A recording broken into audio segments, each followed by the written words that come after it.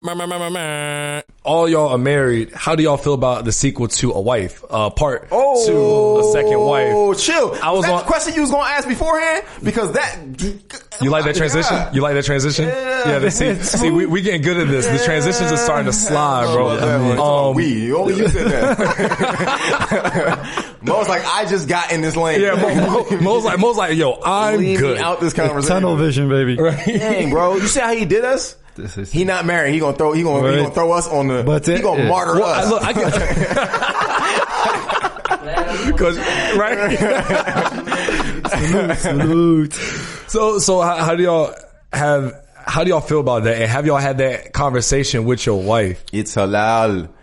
After that, I don't want to. Yeah, you want It's permissible, but I ain't gonna do it. Come on, man. Okay, I'll give you, because it's young and Muslim. You go ahead. I'll go after you. Yes, go ahead. we have had that conversation. Because I think that Islamically, especially as the man, you should have every conversation under the sun that is Islamically permissible or impermissible, right? You're the leader. Yep. So you should, there should be no, or not that there shouldn't be, but you should try to remove as many gray areas as possible. Yeah. Right. So yes, we have had that conversation.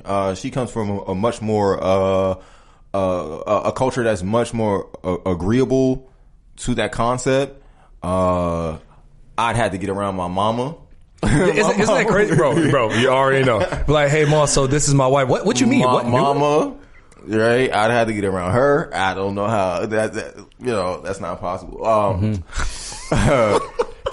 Are there people in your family that have second wives? I mean, I don't think there's anybody. Not to my knowledge. Yeah. I have friends who have second wives, but I don't know of anybody particularly in my family. I don't know if anybody in my Cause I want to get somebody in here that has like 3 or 4 wives. Like I think that'd be a crazy conversation. I'll say some. No, I mean, here's the thing though. I think we put such a stigma on it's having most. Yeah, especially. It's not worth having. I think it's a bad stigma in the West because of how we view having multiple wives or multiple partners. Because we have so many relationships out of wedlock that when you say, "Oh, I want a second wife," you're thinking, "Oh, you just want to have a concubine." Yeah, you just want to have sex. You just want ass. That's about this. Look, and let's not forget that's a part of it. That's definitely a part of it. But that's not the whole picture. The mathematics on sex is that there's no way to have as much as you think you're gonna have anyway. Like, it's just not, like, it's not the mathematics on it. Like, so you're gonna have more times where you're having a discussion you don't want to have, bro, versus having sex. You're gonna spend more time. You're gonna spend more time on logistics. Right, exactly. Going back and forth. Absolutely. On, but I will say that I think that one of the reasons why it's such a stigma is because we've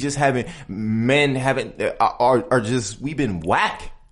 Let's be real about it. And not only that, the problem is that the people that talk about having a second wife or third wife or fourth wife aren't even married. Like the people that I hear talk about, oh, can you have 4 wives? They haven't even had a relationship. Like they're not even married. They haven't even had a successful marriage. So I don't think those should be the people that actually talk about it. And it's always turned into a joke. So how can something be taken seriously when it's always seen as a joke? Yeah. People always making a parody. So that will continue to be a joke. You feel me? Again, that's a because it's only we can guide that conversation as men, right? Only we can guide that. Yeah, woman can't have that conversation, right? Because I mean, not that she can't have the conversation, but guiding the conversation, right? It's just there's she ain't participating in it. She's not polygamous, like, you know what I mean? It's the man who is participating in polygyny in that sense, right? So only we can guide the conversation, and I just think that we've done a terrible job of guiding the conversation. If we're being fair, if we're being honest about it. I think there are enough women who are okay with polygyny.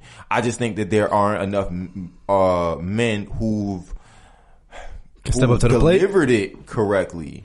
Just in the sense that being able to be fair and let's be clear. Also, there are also a lot of sisters who have been scorned and they just be mad And so they just be hating on the fact that the brother, let her go. And so polygyny gets a bad rap. So sometimes sometimes it's not even in the brother's control.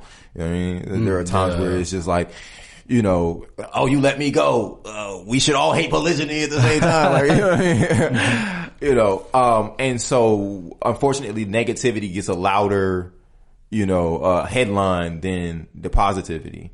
Right. And, so even the people that I know, certain people that I know who participate in it, they've had issues with, it's usually outside of that union, right? Between the, however many people are in that, that group, kids and the two wives and things like that. It's usually the people outside the community who affected enough for them to have to make some kind of change. Yeah, Got you. So it's not even inside their house and the wives and the husband. It's usually people out on the outside who are affecting. It's like you said, your mama. Yeah. I mean, So it's people who've invested in this particular situation, this one particular situation, and they can't get used to the second situation and all of that kind of, and the why didn't you tell me's and who is he to, and I need him to stay away from my husband because I don't want to, so those kind of conversations become, That's wild. It's interesting because polygyny is supposed to bring community together.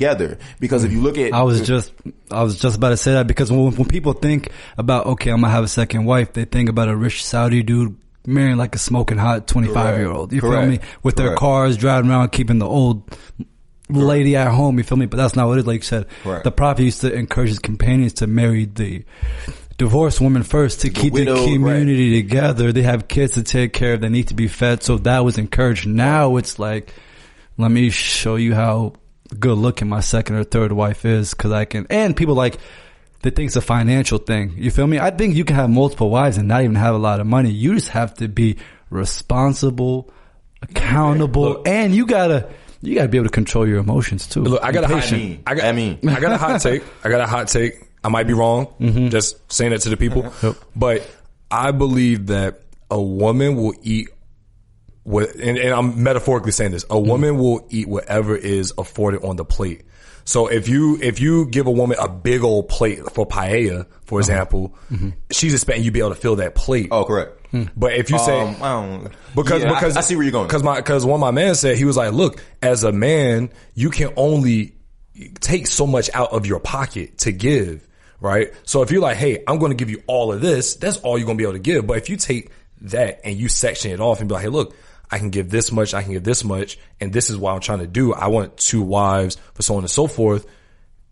And you can provide that emotionally, physically, spiritually. You can provide all that, then they'll accept that. But as soon as you start lacking in one of those areas, they're gonna be like, hold up, I need my food. Right. I need what the lifestyle that I'm used to. Yeah. Right. I'm expecting you to hold that up. And that expectation should always be there, whether you have one wife or, and let's be real, monogamous marriages ain't really doing that well either. So if we're being good point. We need to start at one. All right, so we're going to backtrack to one. Okay, all right, cool. I'm cool with that. We're keeping it 100. Like, it's not. There's the stigma about polygynous marriages. Like, they're somehow more worse than monogamous marriages, and the truth is that a lot of us just don't know how to be married at all. That's men and women. Yeah.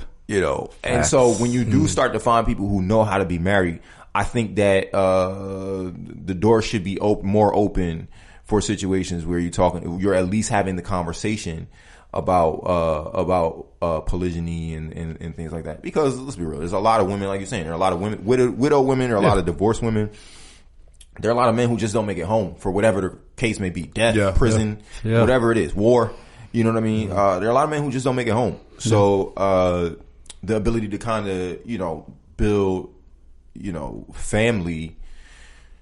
I don't think anything that's permissible that allows for building community should be taken off the table. And I think, and I believe, this is just in my heart of hearts, I believe that that's one of the reasons why it always feels like the Muslims are behind, because we're just not willing to put the Islam first, like to that degree. And I'm speaking to myself first. Like, you know what I mean? I'm speaking to myself first. We're just not willing to put that Islam that first. Yeah. You know what I mean? We put it first, but we don't put it that first. You know, when you see somebody and you like, you know what, this is not good. Yeah. And you're willing to accept that it's not good. And it could be better, you know, with you. Yeah. You know? I think there's also the point that you made where it's like, we first have to master the baby steps, which is we have to start showing better examples of strong Muslim couples that can handle a monogamous relationship, because like this divorce for nothing is despised for the Muslims, right? Like divorce should be the last thing that we want for a family, because there's so many things where it can be stopped before that. They were like, it was on Ozark, right? Great show. Oh yeah. You probably know what I'm referring to is when his wife was cheating on him. Spoilers if you haven't watched Ozark. Just killed the whole show. No. Yeah, right. Yeah, the whole show was ruined now. Don't even watch it. But there's a point where he was like, there were a million, you said yes a million times when you could have said no. And all those yeses led to that one big thing. And you had all the time in the world to say no. Right. And for us, it's like we have all the, you know, before you get to that point, there's a million things that you could have did differently or better or said or not said that could have not steered you that direction. Right. And I feel like until we become better at actually navigating how to make a marriage work and how to tell our kids, tell our communities like, yo, like this is how we present a marriage or build a community. We don't even need to be thinking about second, third, fourth wives. How do you build community then if you don't think about it? Well, I'm not saying that we take it off the table. I'm saying that we first need to get people. We need a community that first is getting married. So we need a community. That's the first thing. I don't even think we have that. But the thing is, you start community through marriage. I'm not even saying about the like polygyny. I'm just saying in general, like as a community, as a Muslim community, we're so spread out and so thin and so different in our techniques and how we're doing things, and so shady. Let's be real, and how we deal with stuff that we don't even have like a strong base in general, whether that's for kids, whether that's for, you know, women, whether that's for, and then talking about marriage or polygyny after that, right? We don't even have the foundation for, it feels like, at least where we're from, it feels like we don't even have the foundation just for the first steps, the basic steps, you know, which is just being a community. We don't even have that. Yeah. You know, so we have a long way to go, but I think that, I think that it has to be. If you're a dude and you're getting married or you're married, it has to be discussed, even if you don't want it, right? Even if it's not something you're interested in, I think it has to be discussed. Because let's be real, like there are a lot of things in life that you don't want that Allah has put in front of you. Yeah. Right. And what do you do when that test comes? What do you do when that test comes? That's a good question. So I don't think every dude is like out here like, I want that second wife. I want that second wife. I want that second. Sometimes it's just the nature of the situation of the situation. Yeah, exactly. You don't want to go to hell, and it's like, well, you know what I mean? Like, Salam everybody. Thank y'all for watching the video. Hopefully y'all enjoyed it. If y'all want to see more content just like this, make sure that you subscribe. Also, leave us a comment. We'd love to hear from you guys.